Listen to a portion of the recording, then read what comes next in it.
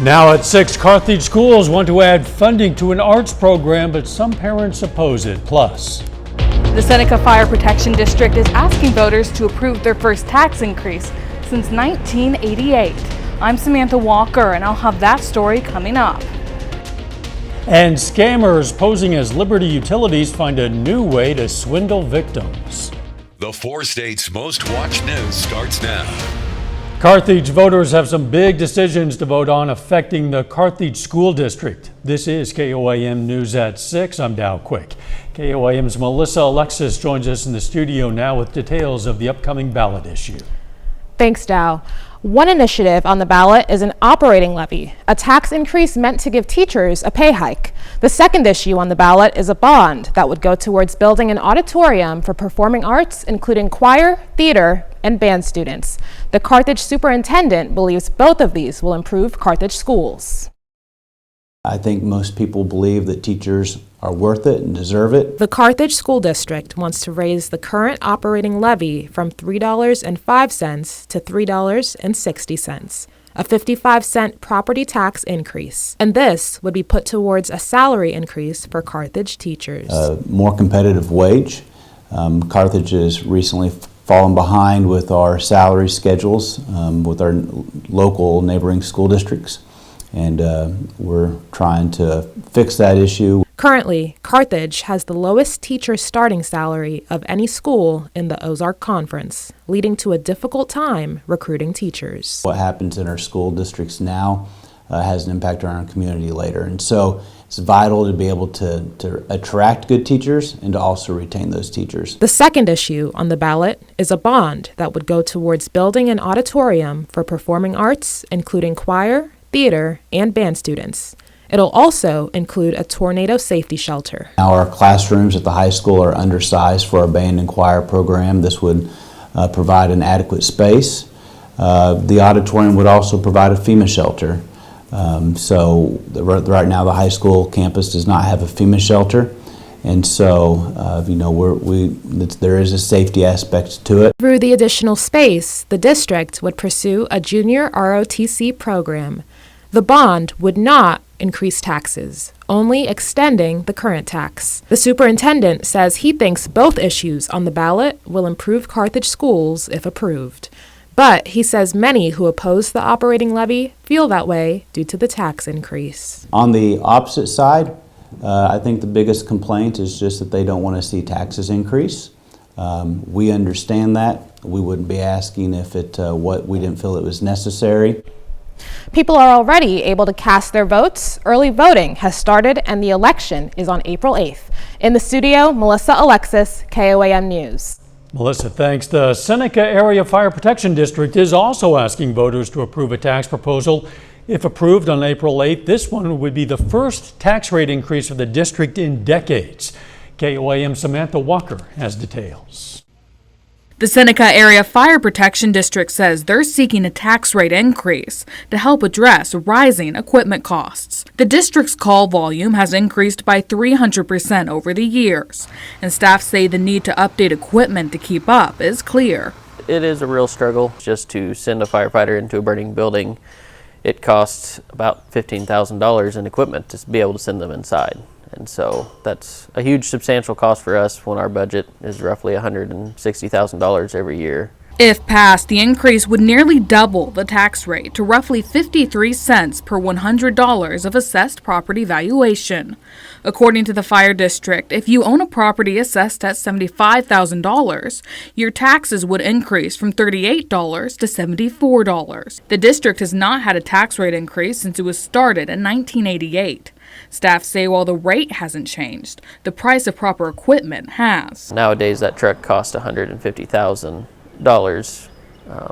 Back in 1988, that truck would be looking at $40,000 to $50,000.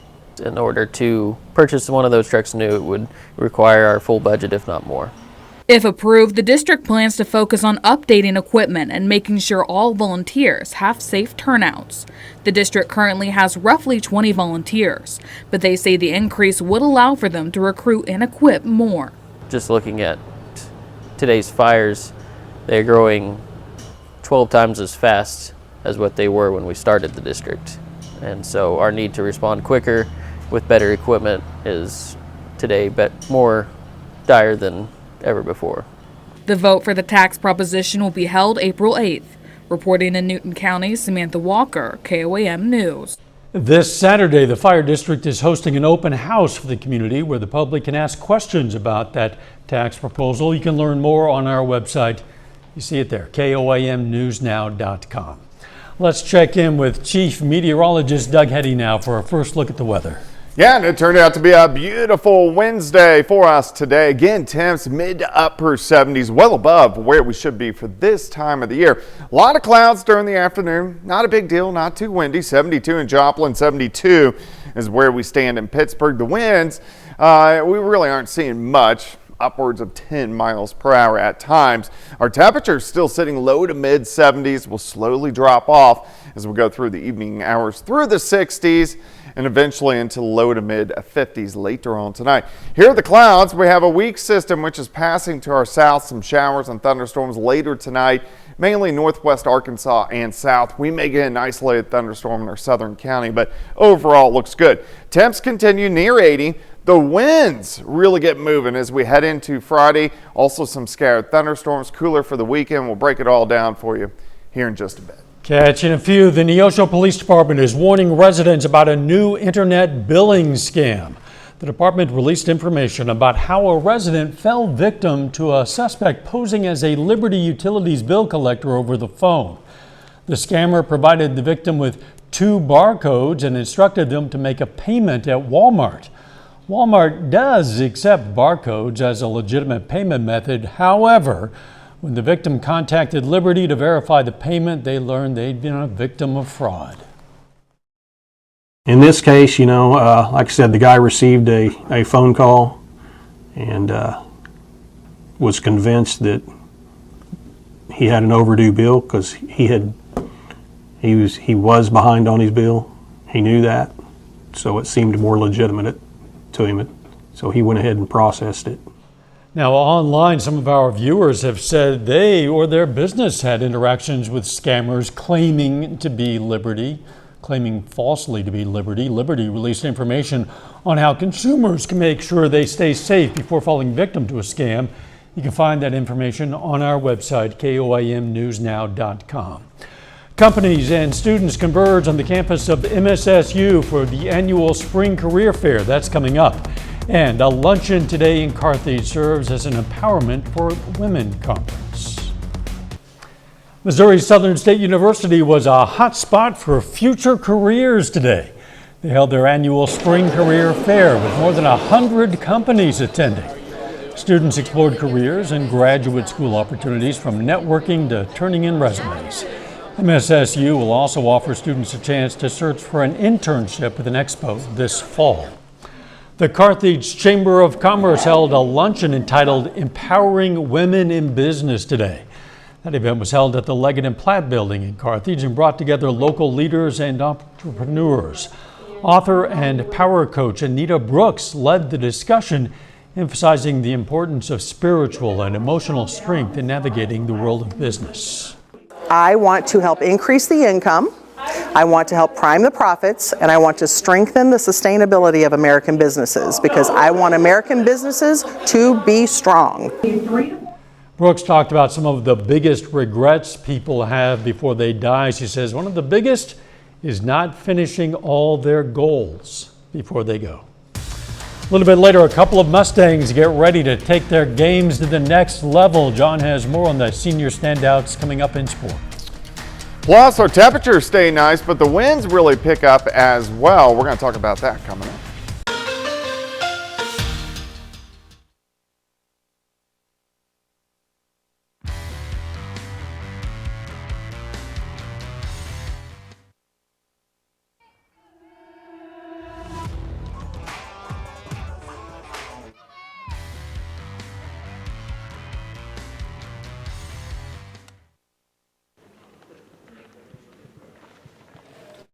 I really didn't want to choose between the two of them, and so Well, another fantastic day for us today. Temperatures all the way up into the mid to upper 70s. Once again, well above our average high. We should be topping out into the upper 50s. A lot of clouds during the afternoon, but the wind's not too strong. Great shot of our Cornell Arts and Entertainment Complex tower cam. We are looking downtown Joplin off toward the north and to the east. If you are going to get outside this evening, it's nice to have the extended daylight hours. 70s, 60s, eventually into the 50s, but overall looks pretty good as we go through the evening hours. Temps still holding kind of low to mid 70s. Eventually we'll drop back into the mid 50s. A lot of mid, a lot of upper level clouds kind of streaming in.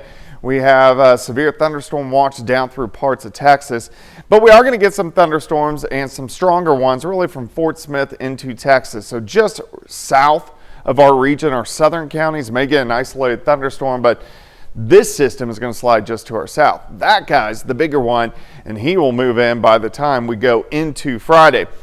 It's going to produce very strong winds for us, and we will get some scattered thunderstorms, but here's the good news. It looks like any severe weather really stays just east of the region, really from Springfield over toward Raleigh. So that's good news. We don't have to deal with much in the way of severe weather with this next storm system, but we will have to deal with the winds. Not too strong tomorrow, south winds 10 to 15, but our gusts start to get 20 to 30 by Thursday night, then 30 to 40, and then 40 upwards to 50 as we go into Friday. Could even top 50 a little bit.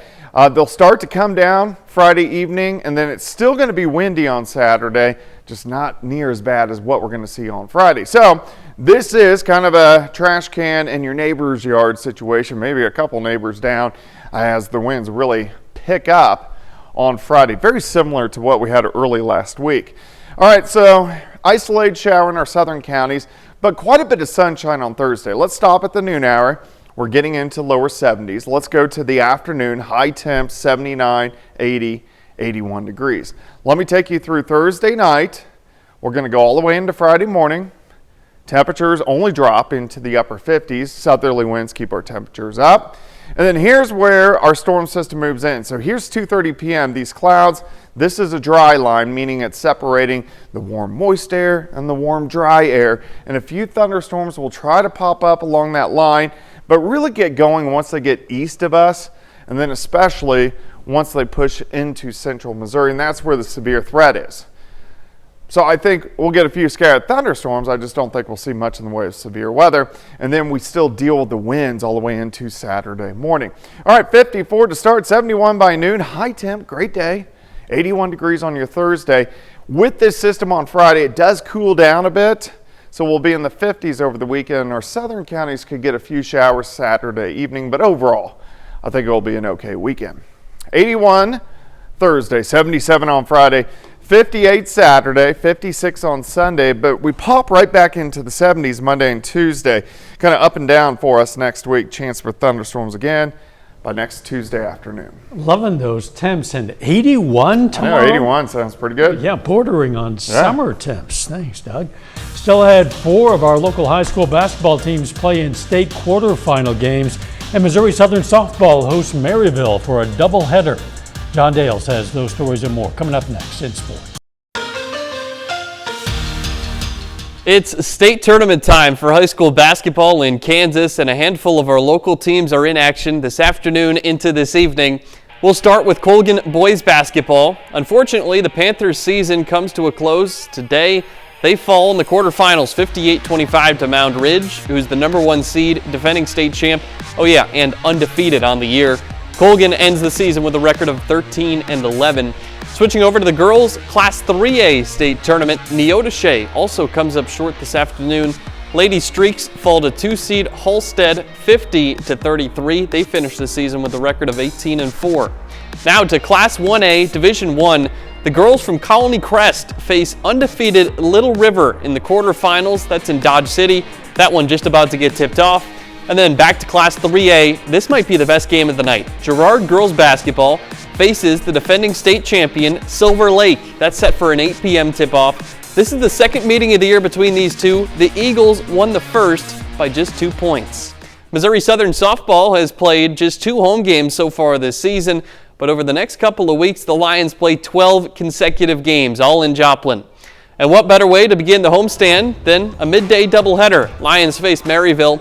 Southern gets started with a 2-run first inning, but now runners on the corners for the Saints, 2 outs, and Kiki Pickens gets the strikeout. She'd finish the day with 4 of them. Bottom of the second we go. Bases loaded. Carson Tinkler knocks this one into the alley. That's going to be a bases clearing double.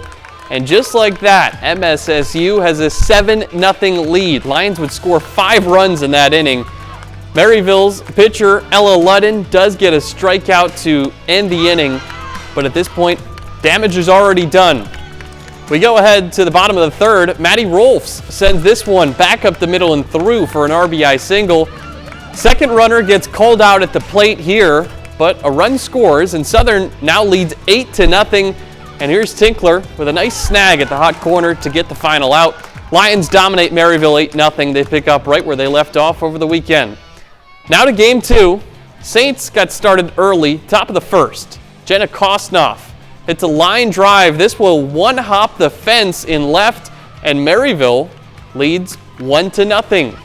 We go ahead to the bottom of the third. Lions down 2-0 until this swing of the bat from Katie Gray. That one is gone to deep left for a home run. Southern ties this one up at 2. Bottom 5, Lions up 4-3. Looks like Taylor Knuckles adds an insurance run, but the umpire calls batter interference, so the inning is over. Lions still in front. Same score. Top 7, Emily Corona hits a ball to deep center, and Bailey Dillon makes an incredible diving catch. Lions 1 out away, and here's Tinkler making the routine play to finish off the Saints. Southern sweeps this one 4-3. They sweep the doubleheader over Maryville. Over at McDonald County High School, it's a very exciting morning for a couple of Mustang student athletes that are headed to the next level. McDonald County High School seniors Anthony D'Amico and Kenzie Horton, both of them signed letters of intent. D'Amico, the Mustangs' starting quarterback on their football team, he's headed to Westminster College to continue his football career. Horton signs with Drury University, where she'll be on both the track and dance teams. I really didn't want to choose between the two of them, and so I had wanted to run track in college, and then Drury offered me a scholarship on the dance team, and I was like, well, why not just dance if I'm going to get a scholarship? So then I was able to talk to the track coach too. The way they felt when I got there, I had visited other schools and I was like, I don't really know if I want to be here for 4 years or not. But as soon as I stepped foot on Westminster's, I knew I wanted to go there. Back to Kansas high school basketball with those state tournament games. I talked about it. Girard against Silver Lake. That promises to be a pretty good one tonight. Looking forward to seeing how that turns out. Yeah. We'll be right back. Here's a look at what's coming up on KOAM News at 9 on Fox 14 tonight. Laura and Ashley's Law passes the Oklahoma House of Representatives. Plus, the latest federal push to crack down on ultra-processed foods. And we're going to take you to the 5th annual Artist Trading Card event at PSU. Those stories, a lot more. It's coming up tonight. KOAM News at 9 on Fox 14. In the meantime, you might want to get outside if you can. It's another beautiful evening out there. Yeah, it's going to be a fantastic evening. Thursday is going to be a great day, 81 for a high, partly sunny sky. 77 on Friday, very windy. So we are talking winds kind of gusting 40 to 50, maybe 55. Very similar to what we had last Monday and Tuesday. Tie down the pets and the kids because they could be flying. About everything. Final sports notes. It's been a busy few days in the NFL for free agency. Today, one of the big moves was that the Los Angeles Rams, they released former Super Bowl MVP Cooper Kupp. Really? Yeah. We'll see where Kupp ends up. Thanks for joining us. We'll see you right back here for KOAM News at 10. Let's make it a great evening.